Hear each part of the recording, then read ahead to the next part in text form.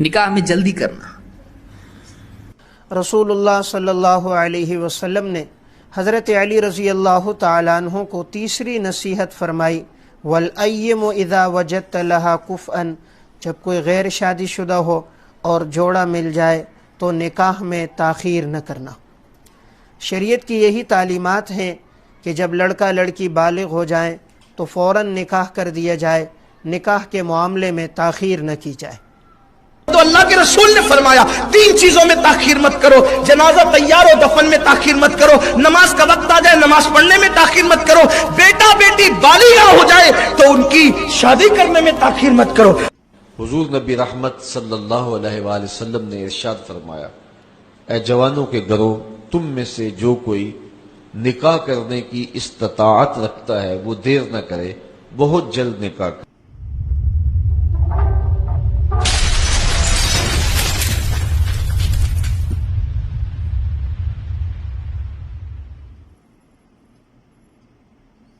السلام علیکم ورحمۃ اللہ وبرکاتہ. الحمدللہ رب العالمین والصلاة والسلام علی اشرف الانبیاء والمرسلین نبینا محمد وعلی آلہ وصحبہ اجمعین. اما بعد، اعوذ باللہ من الشیطان الرجیم. بسم اللہ الرحمن الرحیم.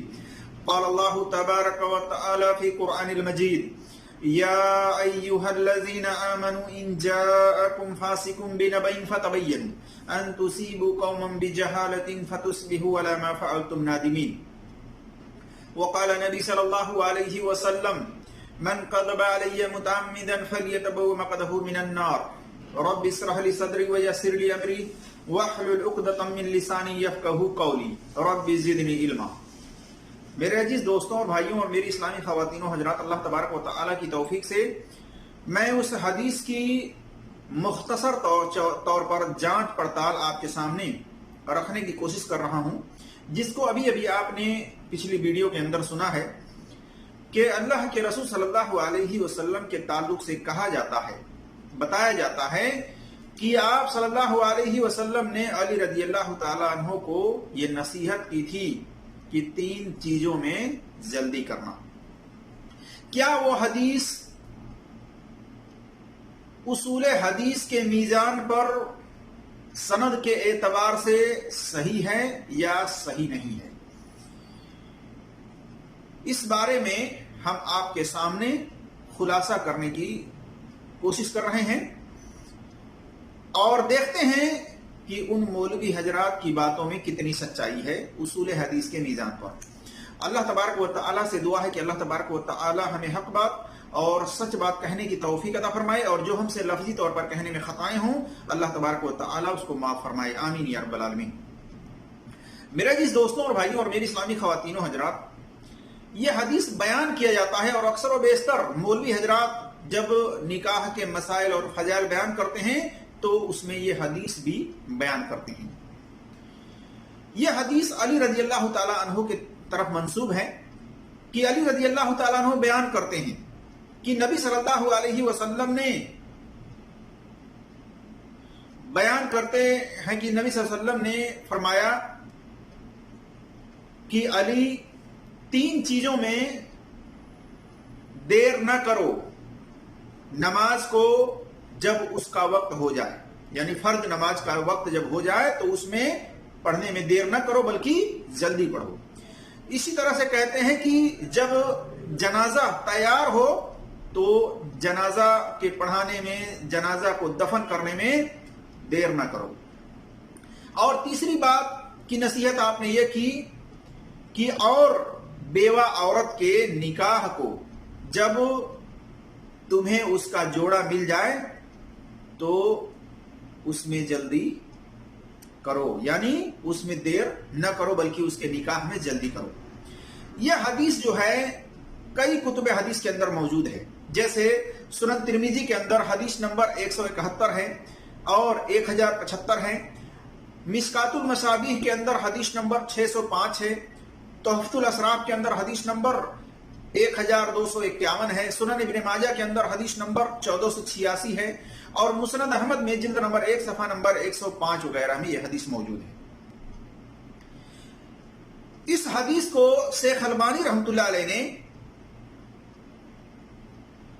जामे सगीर यानी ज़ईफ जामे सगीर के अंदर हदीस नंबर 2563 में और 6181 में, और अल मिशकात के अंदर हदीस नंबर 605 में इसकी सनद को ज़ईफ करार दिया है।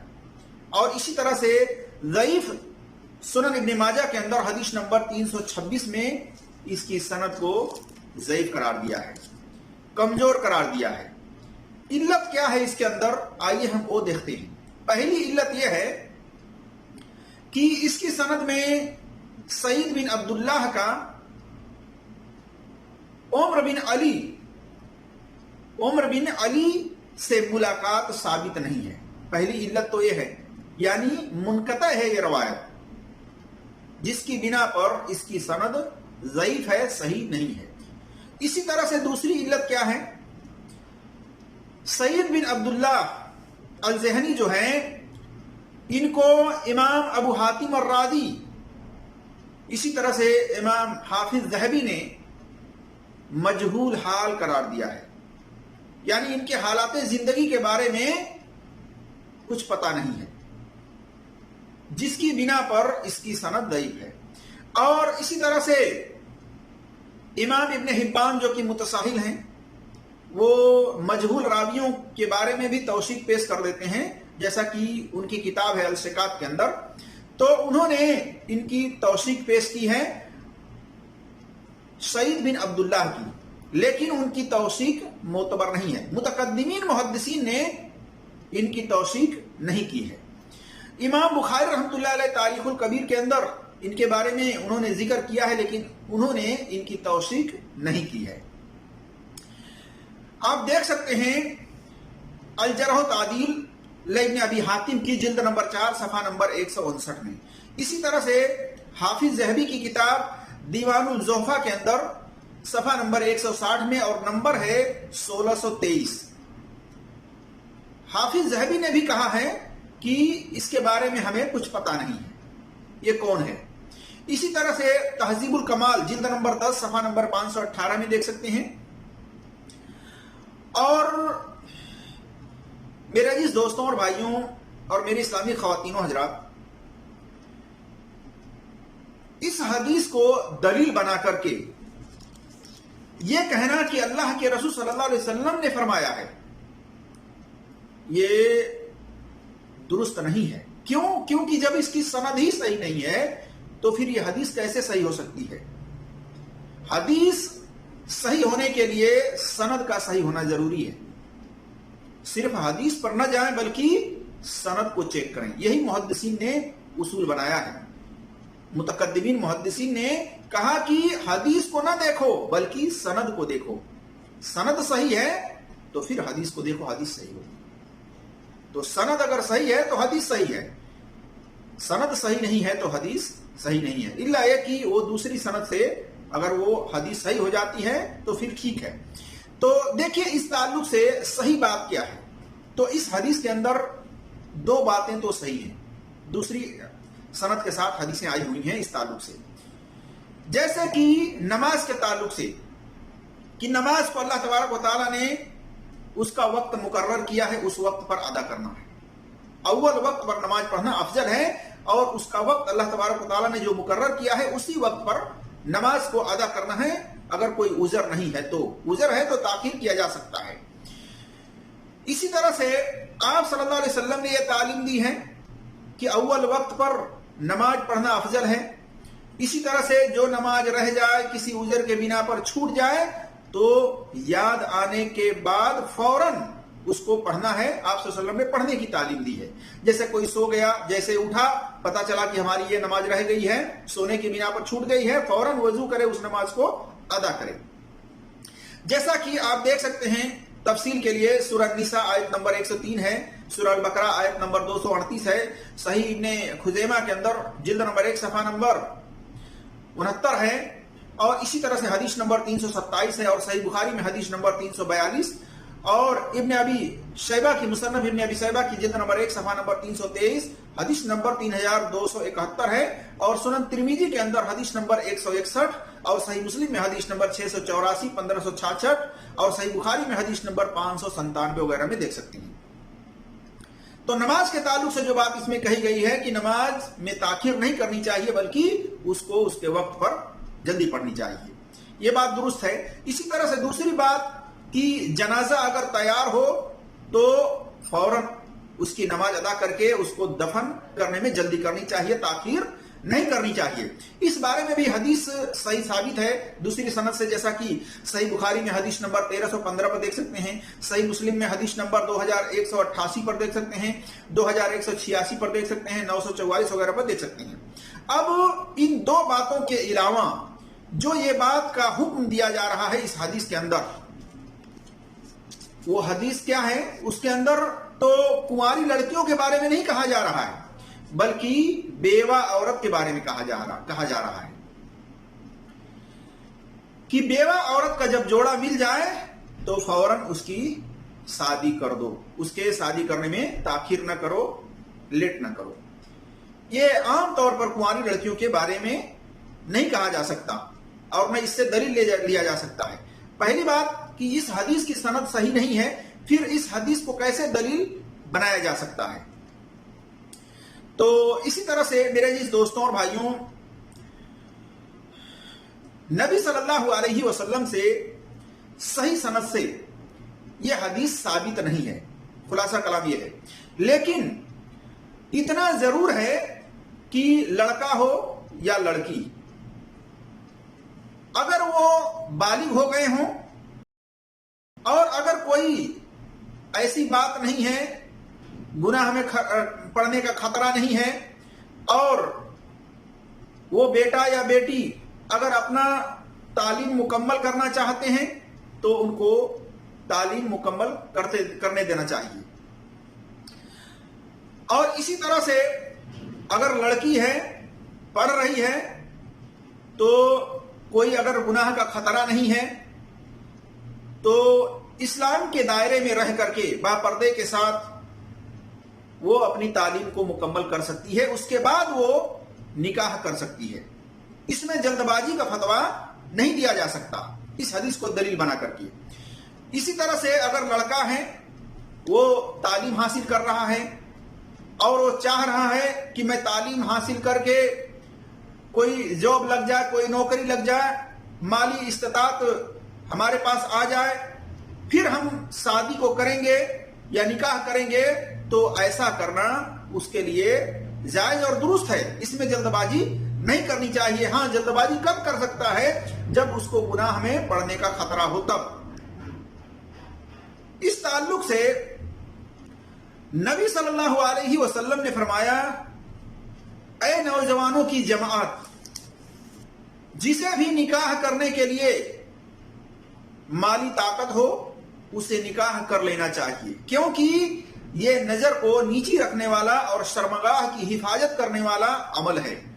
पता चला कि शादी निकाह जो है ये ऐसा अमल है कि इस अमल को करने से आदमी जनाकारी से बच जाता है, गुनाह करने से बच जाता है, अपनी निगाह को नीची कर सकता है, इसके जरिए से अपने निगाह को पाक साफ रख सकता है। तो इससे यह फायदा है। इसी तरह से आप सल्लल्लाहु अलैहि वसल्लम ने फरमाया कि ये जो शादी है, निकाह है, ये अमल जो है ये शर्मगाह की हिफाजत करने वाला है। और जो कोई निकाह करने की ताकत यानी